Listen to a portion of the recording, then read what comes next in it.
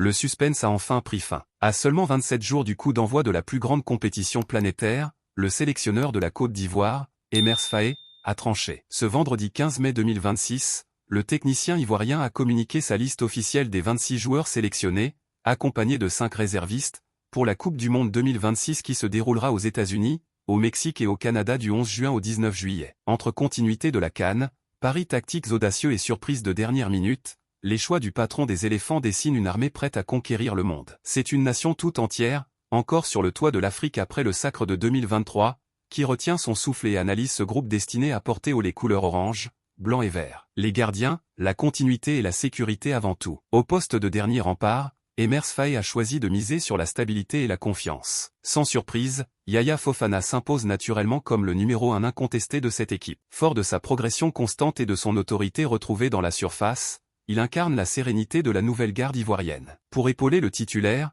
la hiérarchie établie continue de s'appliquer pour sécuriser les cages des éléphants durant ce tournoi exigeant. La véritable surprise dans ce secteur vient de la liste des réservistes avec le rappel symbolique d'Ira Tapé. Évoluant au TS Galaxy FC, le portier refait surface après 3 longues années d'absence en sélection. Si sa place est pour le moment en dehors des 26 officiels, son retour prouve qu'Emers Faé garde un œil attentif sur toutes les performances et que la porte de l'équipe nationale reste ouverte à ceux qui s'illustrent en club. La défense, l'ossature des champions et la jeunesse au pouvoir. Pour voyager loin dans une phase finale de Coupe du Monde, il faut une base défensive solide. Pour cela, le sélectionneur fait le pari de la continuité en s'appuyant sur l'ossature qui a fait la force de la Côte d'Ivoire. Evan Ndika, le roc de la Roma, est bien présent pour mener cette arrière-garde et apporter toute son expérience des grands rendez-vous européens. À ses côtés, on retrouve les indispensables lieutenants comme Guilain Conan et l'étoile montante Guéladoué, dont l'apport sur les flancs s'avère essentiel pour l'équilibre de l'équipe. La force de cette liste réside également dans l'intégration et la montée en puissance de la jeunesse. Emers Faé a renouvelé sa confiance à Yann Diomandé et Ousmane Diomandé. Ces jeunes talents,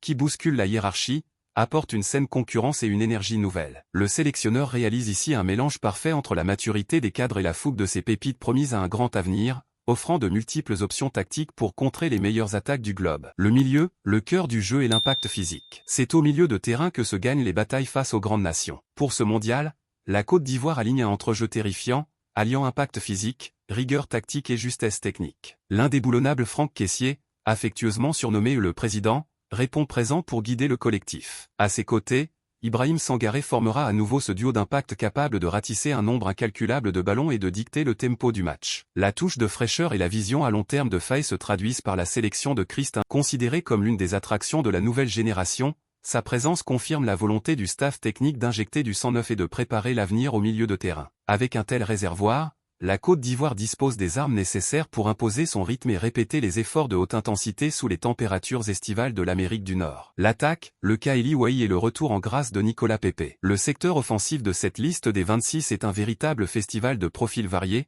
capable de déstabiliser n'importe quel bloc défensif. Parmi les choix forts, on note la confirmation d'Eli Wai. Déjà présent lors du dernier rassemblement des éléphants, le jeune attaquant a convaincu le staff technique de lui faire confiance pour le voyage transatlantique, apportant sa vitesse et son sens du but. Un autre motif de satisfaction pour les supporters est la présence de Nicolas Pepe. Après avoir traversé des périodes plus mitigées, l'ailier a magistralement validé son retour en grâce lors du rassemblement de mars, agrémentant ses prestations d'un but précieux. Pepe offre à Emers Faé cette expérience internationale et ce statut de facteur X, capable de débloquer un match fermé sur une accélération ou un coup de génie individuel. Amad Diallo fait lui aussi partie du voyage, prêt à dynamiter les défenses adverses. La sensation Angioane Bonny, le timing parfait. C'est l'attraction majeure et la grande nouveauté de cette liste des 26, Angioane Bonny. À seulement 22 ans, le puissant avant-centre de l'Inter Milan goûte à sa toute première convocation avec les éléphants, et le timing ne pouvait pas être plus parfait. Fraîchement titulaire de son passeport ivoirien, le joueur a vu toutes les démarches administratives se régler juste à temps pour figurer dans le groupe mondialiste. Son profil de pur numéro 9, physique, athlétique et redoutable dans la surface de réparation,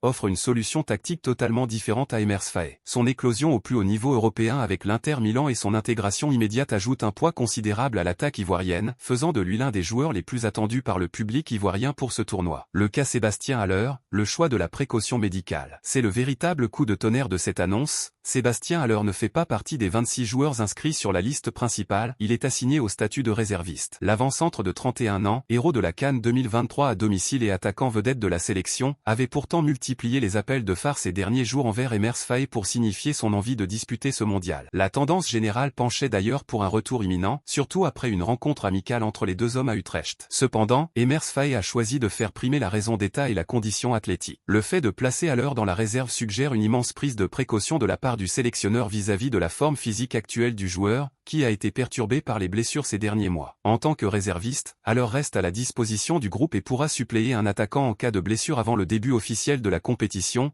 mais ce choix fort montre que Faé ne veut aucun joueur à court de rythme dans ses 26. Les réservistes, des doublures de luxe prêtes à bondir. Outre Sébastien Haller et le gardien ira taper, la liste des 5 réservistes comporte des noms ronflants et des joueurs de grand talent, ce qui témoigne de la richesse actuelle du football ivoirien. À la surprise générale, Martial Godot se retrouve dans ce wagon de secours. Auteur d'une performance particulièrement intéressante et remarquée en mars, beaucoup l'imaginaient intégrer directement les 26. Son statut de réserviste montre la concurrence féroce qui règne en attaque. Pour compléter cette liste de sécurité, Emers Faé a fait appel à Christopher Opry ainsi qu'à l'ancien international U23 Malik Yalkouye. Ces 5 hommes suivront la préparation avec une pression différente mais une concentration maximale, sachant qu'au moindre pépin physique d'un des 26 titulaires d'ici le coup d'envoi officiel, ils seront propulsés sous les projecteurs du mondial. Les grands absents, la dure loi de la sélection. Faire des choix signifie aussi faire des déçus, et la liste des joueurs qui passent à la trappe est impressionnante, confirmant qu'Emers Faé a privilégié la dynamique de groupe et l'état de forme du moment. Le nom le plus ronflant parmi les absents est sans conteste Wilfried Zaha. L'attaquant star paye une nouvelle fois ses relations en dents de scie ou des choix purement tactiques du sélectionneur, qui a préféré miser sur la continuité des champions d'Afrique et l'intégration de Bony. D'autres attaquants réguliers de la sélection nationale voient le train du mondial partir sans eux. C'est le cas de Jean-Philippe Crasso et de Vakoun Bayo, qui subissent de plein fouet l'incroyable concurrence sectorielle. Jean-Philippe Bamin n'a pas non plus été retenu. Enfin, le cas de Kader Meïté suscite quelques regrets, la Fédération ivoirienne de football ayant été informée trop tardivement de la finalisation de son changement de nationalité sportive. Le joueur n'a pas pu être intégré à temps dans les plans du sélectionneur. Le calendrier des éléphants, la route vers la gloire. La feuille de route des éléphants est désormais claire et le compte à rebours est lancé. Avant de s'envoler définitivement pour le continent américain, les champions d'Afrique 2023 auront un ultime test de très haut niveau à négocier. Le 4 juin prochain, ils affronteront l'équipe de France au stade de la Beaujoire à Nantes. Ce match amical de gala sera l'occasion parfaite pour Emers Faé de peaufiner les derniers réglages tactiques, de tester sa charnière centrale et de donner du temps de jeu à la surprise en Johan Bony. Une fois arrivé sur le sol américain, les choses sérieuses commenceront dans le groupe E. La Côte d'Ivoire entrera en lice dans la nuit du 14 au 15 juin face à l'Équateur,